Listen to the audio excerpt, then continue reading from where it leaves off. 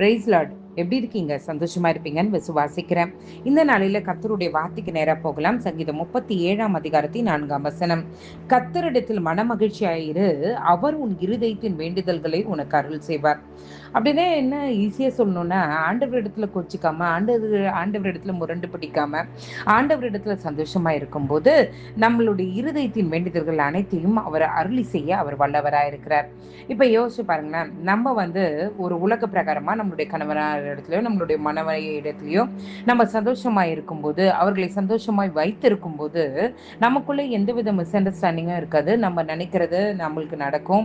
நம்ம வேண்டி கேட்டாலும் அது காரியங்கள் நடக்கும். கரெக்ட்டுங்களா? இல்லைங்களா? ஒரு சாதாரண மனுஷனிடத்திலேயே இப்படி ஒரு மாற்றங்கள் அந்த மனிதனிடத்துல மகிழ்ச்சியா இருக்கும்போது நடக்குமானால், நம்மை உருவாக்கின கர்த்தரிடத்துல மனமகிழ்ச்சியா இருக்கும்போது, என்னென்ன காரியத்துக்காக நம்மளுடைய இருதயத்துல வைத்து வேண்டுதல் செய்து கொண்டிருக்கிறோமோ, அத்தனை காரியங்களும் அத்தனை காரியங்களுக்கும் கர்த்தர் பதிலளிக்க அவர் வல்லவராயிருக்கிறார். இதுதான் இந்த வசனம் சொல்கிறது. கர்த்தரிடத்தில் மனமகிழ்ச்சியாயிரு, அவர் உன் இருதயத்தின் வேண்டுதல்களை உனக்கு அருள் செய்வார்.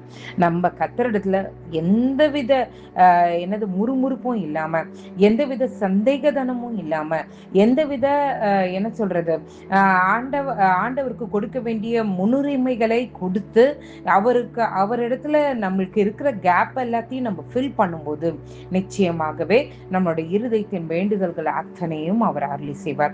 இன்னைக்கு நிறைய பேர் நினைக்கிறீங்க சொல்வோம், என் ஜபத்துக்கு அவர் பதிலே கொடுக்கல, என்ன நான் இவ்வளோ நாள் ஜபிக்கிறேன், அவரு ஏனே தெரில எனக்கு பதில தரல, எனக்கு என்னவோ இதை செய்யல அதை செய்யலன்னு சொல்லிட்டு இருக்கோம்.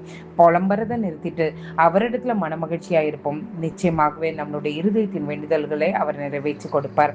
ஜோம் பண்ணலாமா?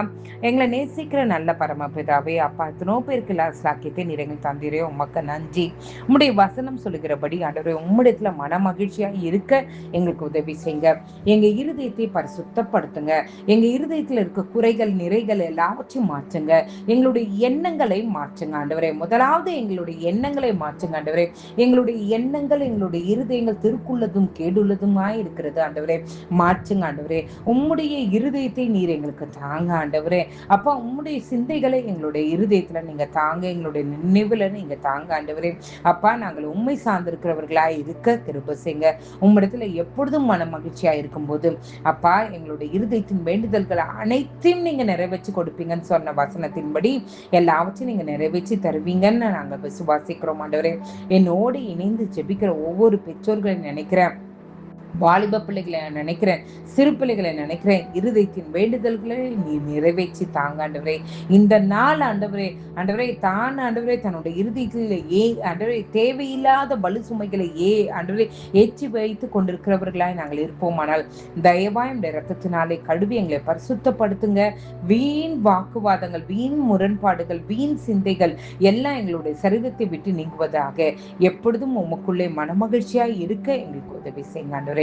நீர் எங்களோடு இருந்து பெரிய காரியங்கள் செய்யுங்க ஆண்டவரே. இரவில் உறக்கம் இல்லாதவர்களுக்கு நல்ல உறக்கத்தையும் சௌக்கியத்தையும் ஆரோக்கியத்தையும் கட்டளையிடுங்க. காலை எழுந்து உங்க நாமத்தை மகிமைப்படுத்த கிருபை செய்யுங்க. மீட்பர் இயேசுவின் மூலம் ஜெபம் கேளும் நல்ல பரமபிதாவே. ஆமென், ஆமென், ஆமென். God bless you.